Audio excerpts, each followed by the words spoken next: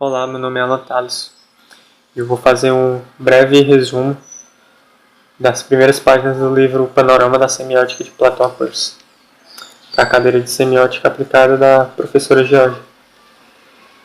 Então, nessas primeiras páginas ele faz um resumo da história da semiótica, desde os primórdios lá em Platão até Peirce, e qual a ideologia eles trouxeram, quais os acréscimos a essa ciência eles trouxeram, e o quanto eles foram importantes e fundamentais para a sua época e para as futuras. E ele traz alguns conceitos, algumas definições que são bastante interessantes de a gente analisar. Primeiro ele traz sobre o que é semiótica. Tem um livro da Santa Ela que ela define que semiótica é o estudo geral de todas as linguagens, seja ela verbal ou não verbal. A palavra semiótica ela vem da raiz grega semion, que quer dizer signo. Então, semiótica é a ciência dos signos que compõem a linguagem. E tem que se diferenciar as duas ciências da linguagem que se desenvolveram no século XX. Lá no finalzinho a gente vai ver mais isso. Que é a linguística, a ciência da linguagem verbal, e a semiótica, a ciência de toda e qualquer linguagem. Em qualquer tipo de fenômeno, a semiótica busca seu significado ou a sua ação de si. Então, ele trata um pouquinho também sobre a semiose nessa primeira parte do livro, nos primeiros tópicos. Mas, enfim, como a semiose ela vai ser tratada durante os próximos capítulos, é importante a gente definir a semiose. Semiose é o processo de que alguma coisa representa outra coisa de um jeito para um sujeito. Tem um processo do signo, objeto, o interpretante e o intérprete. Essa é a linha de raciocínio da semiose. E logo depois de falar um pouco sobre o que é a semiótica, ele começa a falar sobre os precursores da semiótica de uma maneira geral, que ele fala sobre John Locke, que foi o que criou o termo semiótica, por volta de 1960, no ensaio acerca do entendimento humano, como uma proposta para uma futura disciplina. Mas já no segundo século, existia um médico grego chamado Galeno de Pérgamo, que ele referiu-se à diagnóstica como sendo a parte semiótica da medicina. E lá no século XVIII, a semiótica médica ela incluía 3 anos de investigação, né?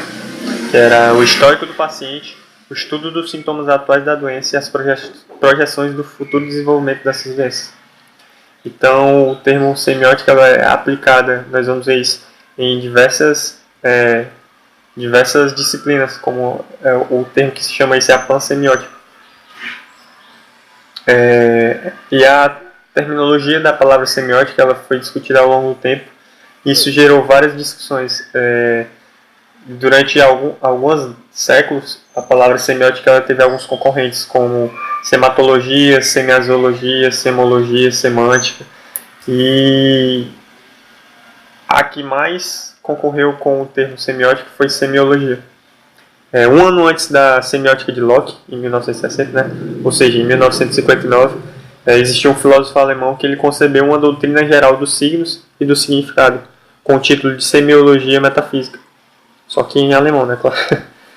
Basicamente, enquanto a semiótica ela é a ciência geral dos signos, que inclui o estudo dos signos da natureza não humana, a semiologia ela é uma ciência humana que vai além da linguística, estudando fenômenos translinguísticos, textuais e códigos culturais. Então, basicamente, essa é a diferença entre semiótica e semiologia. De novo, semiótica ela é a ciência geral dos signos e a semiologia ela é a ciência humana que vai além da linguística. E aí, logo depois, ele começa a apresentar, depois de fazer essa breve introdução sobre os termos e semiótica, semiologia e diferenciação, ele começa a falar dos filósofos que trouxeram esses termos e como era a forma deles pensar a semiótica. E aí ele começa lá no período greco-romano, com Platão, Aristóteles. E Platão ele traz o estudo do signo com o início na Antiguidade Clássica, né? Os trabalhos realizados pelos filósofos gregos e latinos.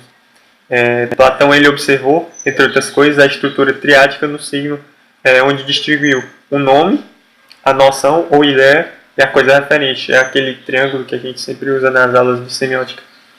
Então, ele levantou questões como se as relações entre nome, ideia e coisa é natural ou depende de convenções sociais. Então essa foi a principal acréscimo que Platão trouxe à semiótica. Foi a principal ideia que Platão trouxe à semiótica. E aí depois veio Aristóteles, onde ele trouxe que uma palavra é um símbolo, portanto, entidade intencional de um conteúdo mental, e este é semelhante à coisa agregada. E Aristóteles ele inclui o signo no âmbito da lógica e da retórica, definindo como uma relação de implicação, ou como uma premissa que leva a uma conclusão. Ele chamou ao signo linguístico de símbolo, simplesmente, e considerando que eram retratos das afecções da alma. Exemplo, Marcos pode representar um homem negro, um branco, pode representar um animal, um bípede, no caso, um quadrúpede e várias outras coisas. Então, essa foi a parte de Aristóteles nessa introdução. E aí ele continuou falando sobre os estoicos e os epicuristas. Os estoicos, eles retomaram a tríade platônica, voltaram lá para Platão, sobre esse pensamento triádico, né? Apresentando uma nova nomenclatura dos componentes, que seriam a parte perceptível, o significado e o objeto referido. Lembrando que Platão ele trouxe o nome, a noção, né, a ideia, e a coisa referente. Os estoicos eles trouxeram a parte perceptível, o significado e o objeto referido. E os epicuristas eles simplificaram o modelo anterior, concebendo o signo com apenas dois componentes, ou seja, um modelo diádico, que é o significante e o objeto referido. E a cognição epicurista ela demanda uma capacidade de antecipação por parte do receptor, enquanto a estoica demanda um processo silogístico de indução. E ele continua falando, e a semiótica ela chega no seu ápice no século IV, né, na era cristã, com Santo Agostinho. Ele realizou um estudo sobre o signo que definiu que uma coisa, que além da impressão que produz nos sentidos, faz com que outra coisa venha à mente como consequência de si mesmo. Foi essa a definição que ele deu para signo. Uma coisa que, além da impressão que produz nos sentidos, faz com que outra coisa venha à mente como consequência de si mesmo. É como você falar manga e isso gera várias coisas na sua cabeça. E aí ele considerou a existência dos signos verbais, convencionais e não verbais, que são os naturais, de grande valor para a semiótica moderna, além de distinguir os signos naturais. Por exemplo, que a fumaça, quando a gente vê fumaça, a gente lembra logo de fogo. Então isso é um signo natural para a gente. Ou dos signos convencionais, da placa proibido estacionar. Agostinho ele fez uma diferenciação entre coisa e signo. E por fim, concluiu que as coisas são conhecidas por meio de signos. E talvez ele foi o maior expoente nessa época da semiótica, e que trouxe grandes implicações para os próximos filósofos e pensadores da semiótica. E nós entramos na Idade Média. Na Idade Média, a semiótica ela desenvolveu-se no âmbito da teologia e das artes liberais, que seriam a gramática, a retórica e a dialética, né, que é a lógica.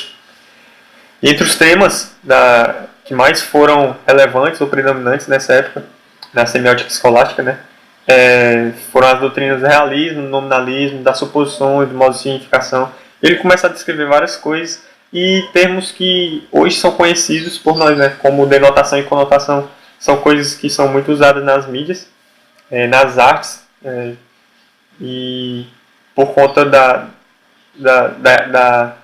comunicação que você pode trazer através desses termos, né? Não dos termos em si, mas da ideia que eles trazem. E os principais expoentes nessa época da Idade Medieval foi Roger Bacon, John Donne e William de Ockham, como ele comenta lá no texto. Fundamentados na filosofia estoica, os escolásticos distinguem três ciências: a filosofia natural, a filosofia moral e a ciência dos signos, ou ciência racional, que equivale à lógica. E nesse interim surge João de São Tomás, com a definição de que todos os instrumentos dos quais servimos para a cognição e para falar são signos.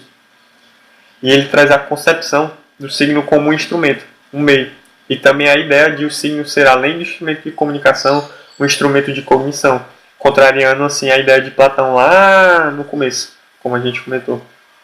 E nessa época surge a semiótica, ela adota os quatro modelos hermenêuticos, muito por conta da teologia, que era muito forte na época. E aí esses quatro modelos eles serviam para revelar quatro sentidos de um mesmo texto. O sentido literal, o moral, o alegórico e o anagógico. E aí ele continua falando, e ele encerra com a parte do racionalismo, empirismo e o iluminismo, nos séculos 17 e 18, que se desenvolveram três grandes correntes filosóficas, que é o racionalismo francês, o empirismo britânico e o iluminismo da Alemanha. E aí o racionalismo francês, ele tem o seu principal representante Descartes, que trouxe a prioridade do intelecto sobre a experiência. E a consequência disso é que ele alijou da teoria dos signos o aspecto referencial e ficou sem seu verdadeiro elo de contato com o mundo aparente. Foi descrito em categorias mentais, que seria um modelo diádico. Essa foi a consequência daquele que Descartes trouxe. E já o empirismo britânico, ele tem o seu mais forte representante Locke, que a gente já falou no começo, que foi o que trouxe o termo semiótica. E aí, separação em dois níveis semióticos das ideias e das palavras. E uma metáfora para a compreensão disso é o do sanduíche, que a fatia de baixo é a ideia que permanece, mesmo que a fatia de cima, que no caso seria a palavra, seja retirada. E hoje, essa não é uma ideia muito aceita no entendimento de semiótica. E mais tarde, depois também ele fala um pouquinho sobre o iluminismo alemão, com Christian Wolff e Henrik Lambert. E através deles chegou-se à constatação de que a correspondência entre o signo e o mundo era o critério principal para das formas de expressão cultural, tantas vezes consideradas contrárias à ciência e à arte. Então ele encerra toda essa primeira parte falando sobre a semiótica no século XIX, com Hegel, que foi um dos que definiram as fronteiras semióticas, introduzindo distinções entre signos e símbolos. Mas e o porquê que estudar semiótica é importante para o designer? O designer ele fala sobre a comunicação. Então, nada mais é do que a semiótica, ela é a ciência dos signos. Então, é a forma de você passar uma ideia e, teoricamente, você entender como aquela ideia é passada. A gente aprendeu isso também na cadeira de cognição. A gente aprendeu escolas como Gestalt, que pelo menos eu me identifiquei muito e eu gostei muito, estudei mais profundamente sobre ela. E o behaviorismo, então você tendo um entendimento teórico daquilo que você está fazendo, você pode de maneira intencional passar uma mensagem intencional que você quer.